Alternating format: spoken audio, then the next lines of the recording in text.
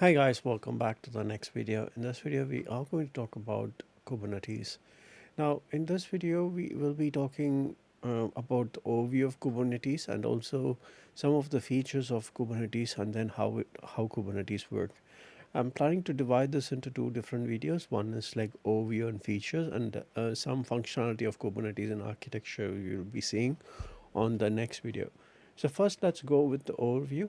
Kubernetes is a platform for that actually simplifies deployments, and also it manages your applications which is running on containers, and as well as it is used for scaling your containerized applications. So this is exactly why we use Kubernetes for. In the previous video itself, I would have told you an example. Try to understand Kubernetes as an administrator and the container as the servers. So as administrator, you will be managing all the servers under it. So that's exactly what Kubernetes is going to do as well. So as you can see, these are individual containers which is running over here. Now Kubernetes is going to manage all these containers which is going to be running on the background. So we call them pods, and we have discussed a little bit about pods on the previous video, but let me just give you a whole view on it. Now, all these containers which runs on the Linux system is managed by two tools, as I told you earlier. One is Podman, another one is Docker. That's what we discussed earlier on the previous video. Now, do remember that Podman is the one which will be maximum we will be using, because Docker is very much constrained, and also Docker is free, but then it's not usable in terms of like when you are expecting to be used on a open source platform. So it's always better to go for something like Podman, which is open source and it doesn't come with any restraints or with some kind of strings attached. So now, further understanding Kubernetes. Kubernetes creates a cluster that runs applications across multiple nodes. Now, nodes are basically like server instances where your containers would be hosted. So, for example, to have your Kubernetes cluster created, you need to have something called a master node and a worker node. Master node is where Kubernetes manages all these operations, and worker node is where all your applications would be deployed. Very simple. A master and a worker node concept. Now, these nodes can be spinned across multiple servers. So you can have hundreds of servers working as worker nodes, and all these containers which you are planning to create can be created across these worker nodes against this hundreds of servers. And these hundreds of servers, we call it as nodes. Now, these nodes are basically a provisioned system, a virtualized system, a physical system. It could be anything where your applications can run or your containers would be running on them. If a node fails, then Kubernetes restarts an application on a different node. That's the whole concept of Kubernetes. We will see that in the architecture diagram further down the line, which makes sense for you when we start looking at the architecture. Now, Kubernetes uses declarative methods as well as imperative method as well. So we will talk more on that later, but declarative method is basically like you create a configuration file, and basically those configurations, whatever the configuration under the file will be loaded when you execute a command. Or imperative method is when you type in as a command. Like for example, when you type lsf and ltr, when you type vi on a file name, so these are some imperative commands where you type commands and you execute it. So Kubernetes, you can use kubectl command to do all these operations in that way, as well as you can create a script file. Like in Linux, we put in lsfltr cat, and then we put in 4 or 5 commands and execute it as a script, right? The same kind of way is called declarative method. So we will talk in more detail further down the line, but this is just to give you introduction, getting you familiar with these concepts. Now, both methods you can work with Kubernetes for configuring and working with Kubernetes. Now we will be using or I will be using a word called pod. Further down the line, when we go into this OpenShift training program, I will be using the word pod.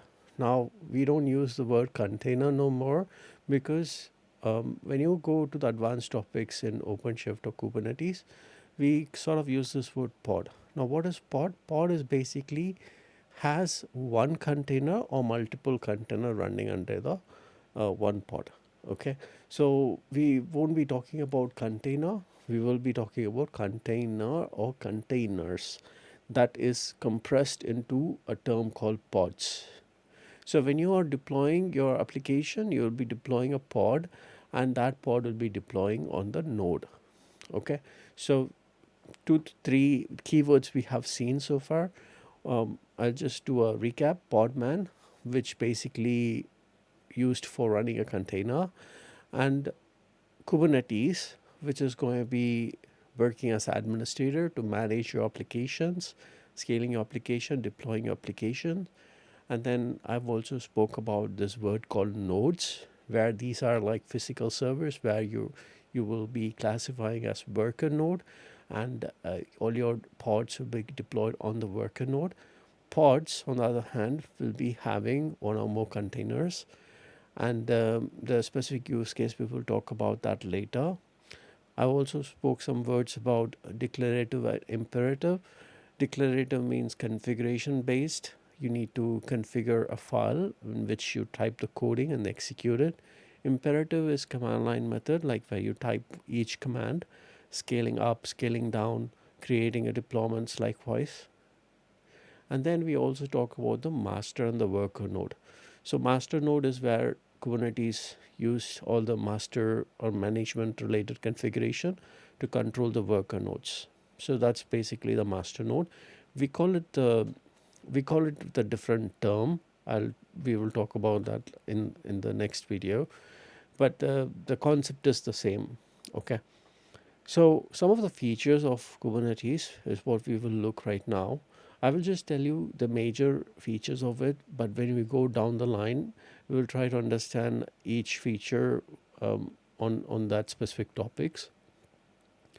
To give you an overview, one of the important features of Kubernetes is scaling.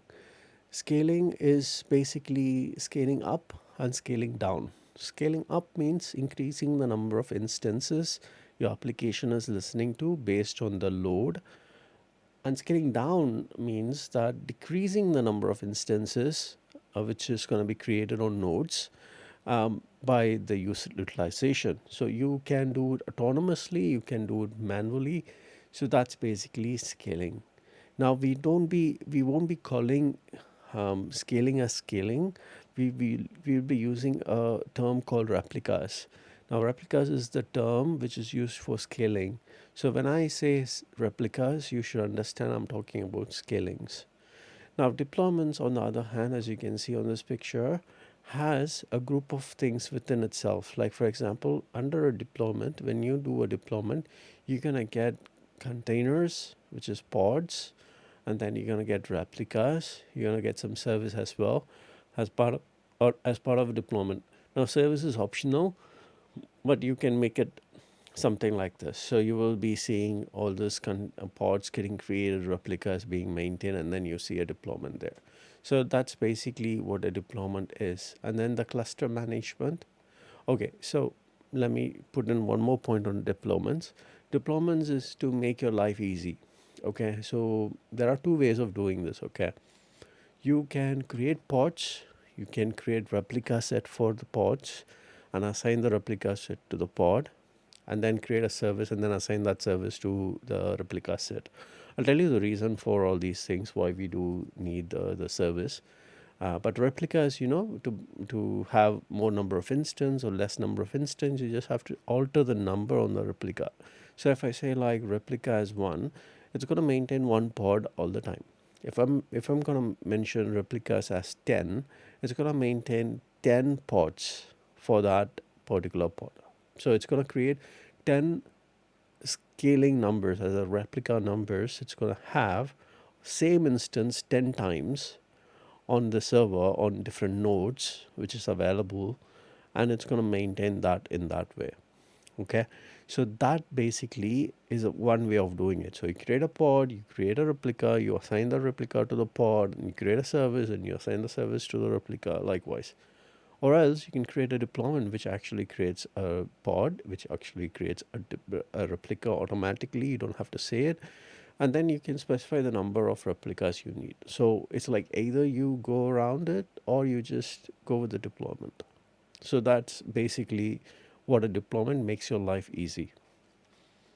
So on the cluster management is a very big topic. In cluster management, you have your horizontal scaling, your deployments, cluster management, the service discovery, load balancing, self-healing, automated rollouts, configuration management and secrets, operators. So likewise, you have so many features of Kubernetes which you can use it as part of your cluster management. We will talk in detail about all these things. I don't think that we have time or the current conceptual architectures for these to explain. So once I create the architectures on these topics, it will be definitely be much easier for you to understand. On the next video, we will look at the architecture of Kubernetes. I'll see you on the next one.